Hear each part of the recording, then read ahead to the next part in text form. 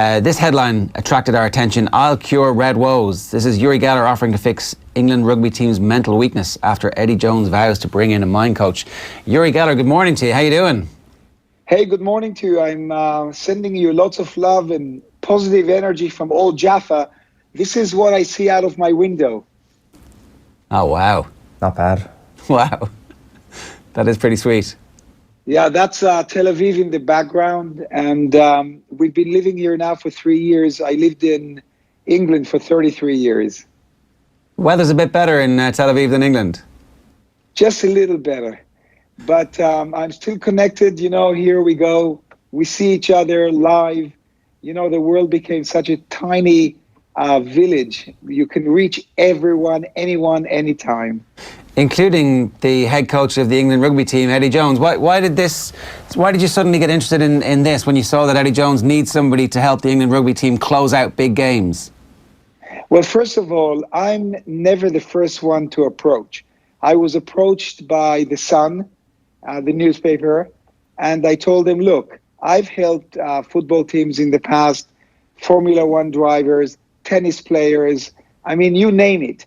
And this is not a business. I do it out of out of fun, goodness of my heart, and why not if I can?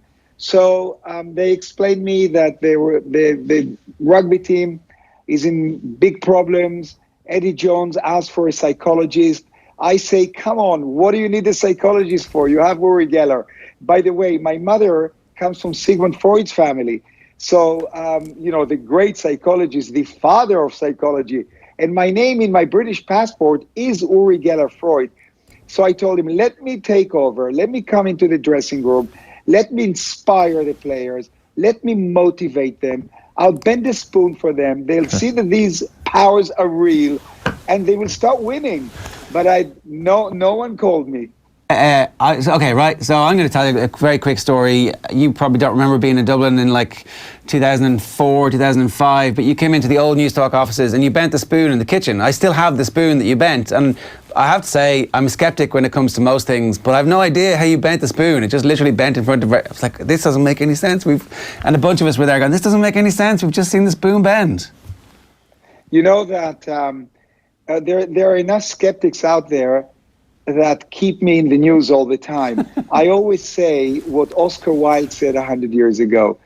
Oscar Wilde, he said, there's only one worse thing in life than being talked about, and that's not being talked about. But what I do is real. I've been tested by MI5, by Mossad, by CIA, and the CIA, they came out with a very powerful conclusion that what I do is real. And if you don't believe me, just get on the CIA's official website and read it yourselves. So the power is there. Now, you cannot debunk the fact that I moved the football away from Gary McAllister's foot in Euro 96. Some people were worried. England is always better than Scotland. But some individuals, I won't name them, they were worried that Scotland will beat England. So they put me in a helicopter and I was circling around Wembley. This is a true story. You can check it out. And I could see the players this big, but I heard everything. This guideline to Tel Aviv was perfect. It was all perfect just a second ago. So if you're just listening to us on offtheball.com, it's the thing you can do. We can be a radio show in your ears every morning if you don't want to watch us. The line to Tel Aviv has just gone down. We will get it back though, because there's some things I want to ask him. Like there's a couple of other sports things I want to ask about for sure. It's interesting. Like he was saying that he wants to be with the England team at the World Cup. It's at the World Cup he wants to be with them in Japan, in the dressing room before they go out there. And I think we've got Uri Geller back. Sorry, you were talking about '96. I'll let you finish that point, Uri. Anyhow, so I heard that Gary McAllister, Scotland's striker, got a penalty, put the ball down, and I said inside the helicopter, I've got to move away the ball from his foot. And I screamed out, 1, 2, 3, move. The ball rolled away. He missed the penalty. Seaman caught the ball, and England won. And I received thousands of hate letters from Scotland. I'll never forget those months. So I had to give back something to Scotland. So I flew to Scotland and I bought a Scottish island So now I'm part Scottish. Well, why did you say there, I felt I had to move the ball? Why did you feel you had to move it? Because I didn't want him to score. What do you mean? I wanted England to win. Look, I did something unethical, no doubt about it, because I interfered with a game, with the power of my mind, tangibly. I moved the ball away. But the rugby team is a different thing altogether. I'm willing to inspire them. I'm willing to, again, motivate them, to show them how to start visualizing themselves winning. And the power of the mind is immense. I mean, even Albert Einstein proved that everything is made from energy in the universe. You're energy, I'm energy. My thought waves are energy. This is science. And you can actually transmit energy to others. And that's what I'm willing to do. Absolutely no doubt in my mind that they will start winning if the coach will allow me to inspire them. I see constantly world-renowned players. I mean, I have to be ethical and not drop names. But I've seen Brazilian football players, Spanish football players, Portuguese, English football players, German football players individually. They come to me. Some of them came to Israel to be coached by me, and they started scoring goals. We're talking about names that everyone knows around the world. What are the sort of exercises you're doing with them in that situation, Uri? Like you mentioned the bending the spoon. What other things do you do? There are certain exercises of the mind, like visualizations, like affirmations. Before you go out to the pitch, you can play a little movie in your mind that you're going to score goals. So what you're doing, you're mentally enhancing your powers, your adrenaline, everything, psychologically, physically, again, tangibly, and you're better on the pitch, on the field. This has been proven over and over again. The best example is this. You have to ask the question, why is it that when a football team or a rugby team plays at home, why do they win more times? Am I correct? They win more times, statistically. And that's because of the fan energy, the fan power. Those people who are sitting and sending them that power, that's why they win more. The rules are the same, the pitch is the same size, everything is the same, but they win at home more times because of that energy. That's it. What about Ireland? Where are you guys? Well, there's one very famous example here in Ireland of, I guess you could call it negative energy, to use your term, Uri, where one of our Gaelic football teams, Mayo, hasn't won the All-Ireland since 1951, and on the way home from Dublin on that particular occasion, they overtook a funeral and weren't very reverent towards the funeral, and they were told on that occasion that as long as that team is still alive, they will never win the All-Ireland Championship once again. They were cursed by a priest. They were cursed, exactly. That's amazing, because although I don't believe in curses, but there's no doubt there must be some kind of negative or dark energy also. If there's positive, there's a negative. And footballers, especially footballers, are very, very superstitious. Every world-class player has some kind of a little good luck charm that they carry with them. It's incredible. Then there is a power of prayer. You can see lots of famous players, when they score a goal, they look up, they pray to God, they thank God.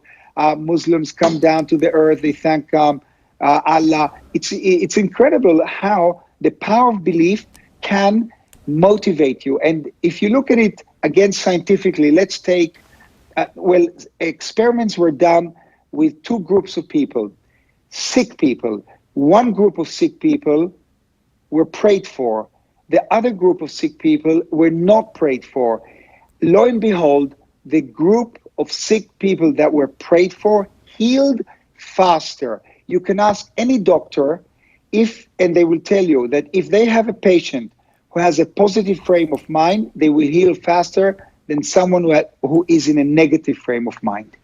So this Mayo is this massive county with a great tradition, and they've got some of the most fervent fan base that we've seen in any sport, I would say, anywhere in the world, and they just have been unable to win big games, the All-Ireland final, in recent years. They've got a really good team. What would you do for that group of players? Well, obviously, first of all, I don't have to, but it's better if I meet them all, or the coach. So why don't you tell the coach to come? It's a beautiful weather here. Look out here. James Horn, if you're listening, you've been invited to Tel Aviv. What's his name again? James Horn. James, I'm talking to you straight. Look into my eyes now. I'm looking straight into the lens. You have nothing to lose. You just buy a ticket and fly to see me. I'll invite you to my home. I'll teach you a few amazing techniques of mind power. You show that energy. You show what I taught you to the players, and you're going to start winning. You have nothing to lose. You'll at least enjoy a couple of days in Tel Aviv, and I'll take you around. I'll show you the museum I'm building. You know, I'm building an Uri Geller museum here. And, that's it. So, I've been in the press every day now because of Theresa May. I don't know if you're following, but if you Google my name and you click news, you will see what's happening. All the papers are carrying an open letter I wrote Theresa May because I'm against UK leaving I'm against Brexit in a nutshell. So this letter went all over the world. So anyhow, the invitation is open. I'll invite you and I'll teach you amazing things that you will transfer to the team. And I tell you, you're going to start winning. I'm sure it's certainly an invitation he'd probably take you up on. But the problem I have is, what if they really are cursed? Can you really undo a curse? I might try to do that. Look, I'm not a prophet. I'm not a miracle worker, and I'm not a guru. I'm just a human being with some kind of special skills and talents that I was born with. I've been tested by science. Science has validated my powers. Sure, I'm controversial, but that's great.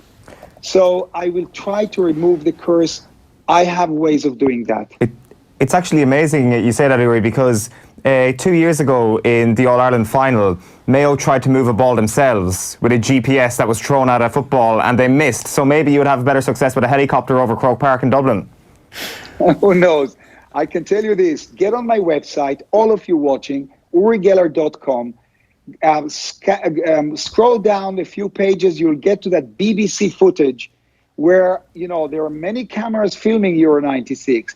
You actually see the ball moving. And then Gary McAllister himself, he admits that ball moved. I've just watched it on YouTube. You can see the ball move. Like it's, the BBC documentary about it gets the camera angles, and it just moves a little bit. Uri, you've been great with your time this morning. Thanks very much, and I really hope you managed to convince Theresa May to drop Brexit, because we all know that's a disaster for everybody. Yeah, have a look at what I sent her. Read out the letter I sent her. You'll freak out. Listen, I love you all. Mwah, and come to Israel. We definitely will. Thanks a million, Uri Geller. Bye. Talking to us this morning from sunny Tel Aviv. We've got the video of him moving a football in his own house. Have a look at this. Hi, I'm Uri Geller. You must have seen the clip of me moving the football in Euro 96 when Gary McAllister put the football down to kick a penalty. I'm going to recreate that moment here in my kitchen with this football. Watch. Putting it down. This is, by the way, solid floor, as you can see. Now, I was in a helicopter, but I'll do it really close up here. I concentrate, and when I say 1, 2, 3, I will shout out move. Here we go. 1, 2, 3, move! Oh. Again. 1, 2, 3, move! Hey. Yes! There you go, incontrovertible. Thanks for watching. Out of shot, just somebody going...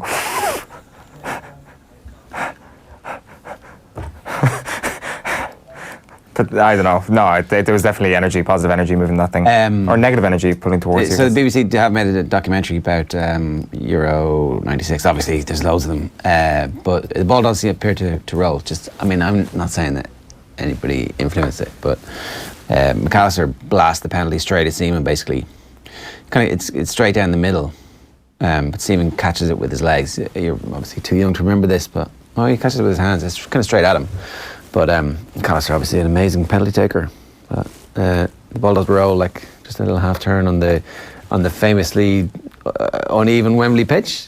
Well, was it instantly recognisable that there were some mystic powers at play, some kind of energies in the stadium at the time? I doubt it. It's never. I'd love to have been there at the moment to see if I could actually kind of sensed a bit of that energy. If I could actually have felt any of the waves that moved that ball, but unfortunately, I'll never know. Well, I mean, you will. You get to make your own mind up and decide if that's something that you want to talk about or not. Well, if we'll see.